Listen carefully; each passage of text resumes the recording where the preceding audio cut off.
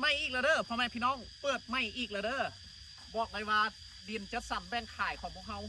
เปิดเท่าไหร่ก็บ่พอเนาะเปิดขายเรื่อยๆตอนนี้เขาเปิดโครงการไม่อยู่ที่บ้านดอนติ้วฮอมแปดเนาะเรือจะเข้าทางฮอมแปดบ้านดงสร้างหินหน้าสนามกีฬาหลัก16ก็ดีเนาะทางเขาออกสะดวกสบายเขาได้หลายทางที่สำคัญเนาะไฟฟ้านำประปาเขาดึงมาให้ครบราคาเป็นกันเองเนาะพ่อแม่พี่น้องใจกลางชุมชนบ้านเฮือนคนเต็มแบบนี้งามๆแบบนี้เลยพ่อแม่พี่น้องเนาะทานใดเทียอยากได้ดินจากตอนนึงที่ว่าบ่อยู่ไกลจากตัวเมืองเนาะเขตใกล้ๆวงเวียนดอนนูนนี้บ่ควรพลาดเนาะพ่อแม่พี่น้องจ่ายสดจ่ายผ่อนได้ผ่อนยาว2 ปีบ่มีดอกเบี้ยจักกีดเนาะ